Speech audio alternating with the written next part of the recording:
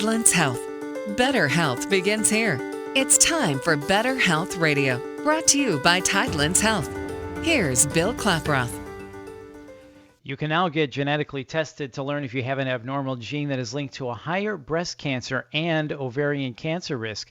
What are those genes, and what if a test shows an abnormality? Here to explain that to us is Dr. Angela Mislowsky, breast surgeon at Tidelands Health. Dr. Mislowsky, thank you so much for being on with us. So can you tell us right up front, what are those genes that you're looking for? Well, the two main genes that we are looking for changes or mutations in are the BRCA1 and the BRCA2 genes. These are the most popular genes that can be associated with breast cancer. There are several others. However, these are the two that everybody has heard about and the two that we are most concerned with. Now, do we all have that, or is just a female issue? Are we all born with the BRCA1 and BRCA2? Actually, we all are, male and female, are both born with the BRCA1 and BRCA2 genes. And in their normal function, they help correct any other genetic mistakes that happen in our body. And so as a result, they keep some cancers from forming. However, some people can get what we call mutations in the BRCA1 or 2 genes, and it's these mutations that can put people at higher risk for breast and ovarian cancer. And obviously, breast cancer in both men and women, and ovarian cancer in just women. So the BRCA1 and 2 are there to protect us, and if there is an abnormality or a mutation, that's when they basically don't do their job, and that's why people are at a higher risk of cancer then. Correct. Now, who should get the test for this? Well, there are guidelines that we use. Actually, the National Comprehensive Cancer Network, or the NCCN, puts forth guidelines and amends them, say, about every year. And what we look for when we talk to patients about being tested for the gene are a very strong family history. Sisters and daughters and mothers and grandmothers who all have breast cancer, men who have breast cancer, women who are diagnosed even without a family history at young ages, 40, under 45. There have also been some correlation between women with breast cancer and some family members that have pancreatic cancer, prostate cancer, and also ovarian cancer as well. So there are lots of little things to look at and to help put together the big picture to see who should get genetic testing. So for someone that does have a family history of breast cancer, at what age do you start getting tested? Is it something where someone in their 20s should get tested? Somebody in their 20s can get tested. We usually, because there are some significant things that we can do to help prevent a patient's risk when we found that they have a mutation in one of these genes, we like to have patients be mature enough to make these informed decisions about taking medications or surgery.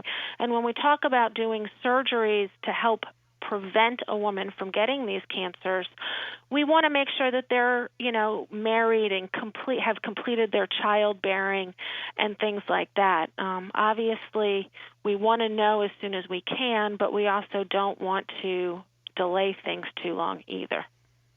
So what is involved in taking the test? It's actually pretty simple. To test for just the BRCA1 and 2 genes, it can either be a blood test or it can be a cheek swab. However, one of the tests that we're using now instead of the BRCA1 and 2 is actually what we call a multi-gene panel test.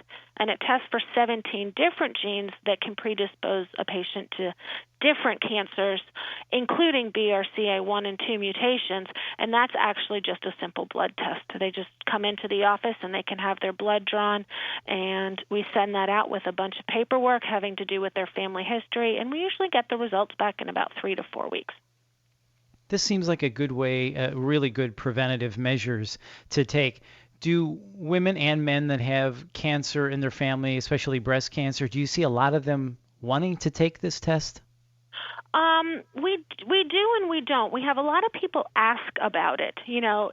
Am I qualified to take it? Do I have to worry about my children and my brothers and sisters? And when it comes down to it, not a lot of our patients actually qualify to get tested, which is what we look for. I think people think it's an easy fix and an easy test to get done, which of course it is, but the results can have some significant what's the word I'm looking for? Some significant drawbacks. Drawbacks, and some dictate their care in the future as well. And unfortunately, there is some legislation that people's insurance can't necessarily be changed based on the results of these tests, but there are other things that they can be, not be able to be qualified for based on these results as well. When you say qualify for the test, what do you mean? When I mean following the National Comprehensive Cancer Network guidelines. Does the patient fit into the guidelines to be tested for the gene mutation, or do they not? That's what the insurance companies go by when they decide who they're going to pay to have the test run on.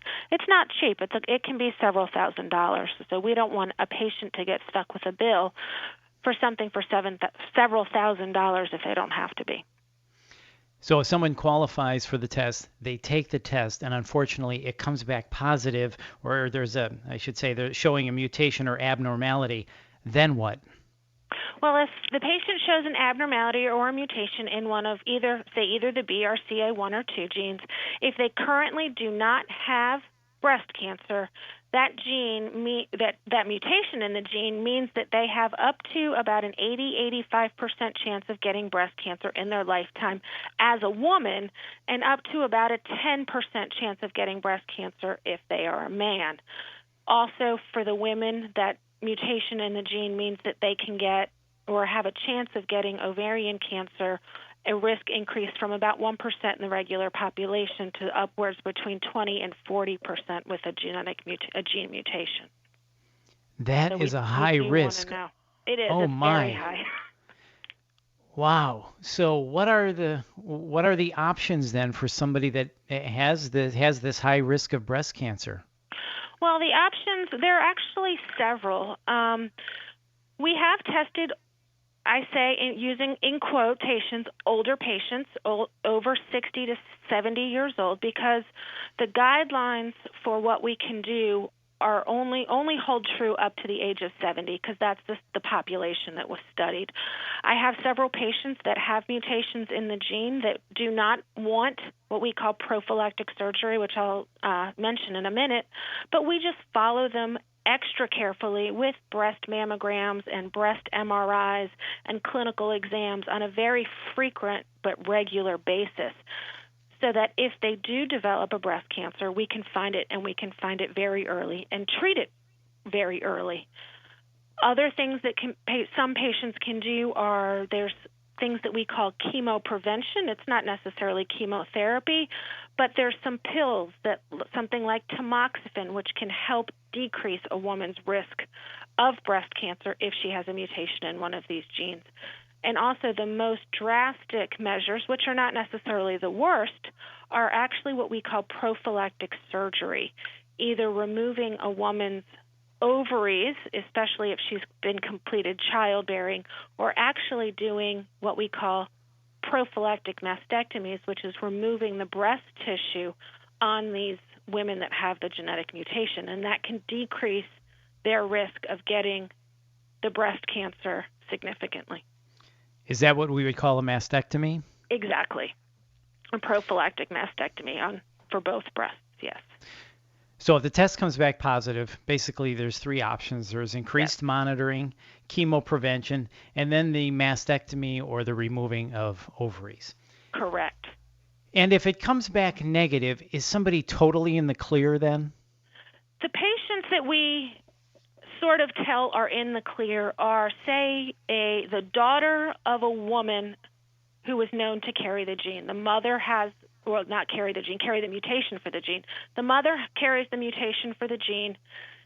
The daughter then will test negative for that mutation. That means the mother did not pass it down to her daughter, so her daughter is not at the same risk, the 80-some% risk.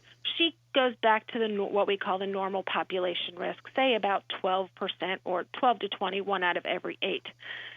If there's been no genetic testing for mutations in the family and a woman tests negative for a mutation, then we treat her as what we call a high-risk patient.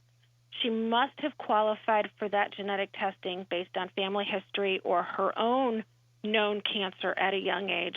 So she's still at high risk, but we definitely don't say she's in the free and clear. And what about the emotions of having a test and knowing I imagine there would be anxiety and knowing that, that you have an abnormality or a mutation. And on the other hand, I imagine potentially there's guilt in a negative showing too. I don't have it, but gosh, my sister did or my mom did. So can you talk about that a little bit? Sure. Now, a lot of times when we test patients and they come back negative, we have not had a previous family member that has tested positive, but I could understand the guilt of that patient. But also at the same time, they are obviously relieved. I fortunately or unfortunately have not had to deal with that situation very much, but there is a lot going on in patients' heads, especially surrounding, do I want to get tested? Should I get tested? Should I do this for me? Should I do this for my kids? And a lot of those decisions are not easy to make, especially when we're deciding whether to send the test or not. The one thing we do in situations like that is actually refer our patients to a specific genetics counselor. And one of the universities near us has a woman who has her master's in genetics counseling, and we send those patients to her, and she has definitely more time than we do to sit down and talk through with the patient, with their family, the pros and cons of testing, what to do if it's negative with your family, what to do if it's positive, who to contact, what to worry about, and what not to worry about. Well, that's good to know that either way, there's strategies for handling both. Definitely. And then let me ask you this. Why should someone choose Tidelands for their breast health needs? Well, us at Tidelands Health, and us specifically as the Coastal Carolina Breast Center, have two physicians, myself and my partner, Dr. Brackett, who are solely dedicated to women's breast health, whether it's breast cancer or breast lumps, abnormal mammograms, and ultrasounds. This is all we do. We like to say that we will see you from the start all the way through to the end. We see you. We perform your biopsies. We're the ones who are giving you the results. Us and our office staff are treating you and helping you through every step of the journey, whether it's a journey for a negative biopsy, a journey for a diagnosis of breast cancer. We do go to all of the society meetings on an annual basis and are up on all the newest techniques and technologies for helping our patients get the best and most accurate care. And we also actually think we have the best staff available to any patient out there. Absolutely. Dr. Mislowsky, thank you for your great work at Tidelands, and thank you so much for your time today. For more information about Tidelands Health physicians, services, and facilities, visit tidelandshealth.org. That's tidelandshealth.org. This is Better Health Radio. I'm Bill Klaproth. Thanks for listening.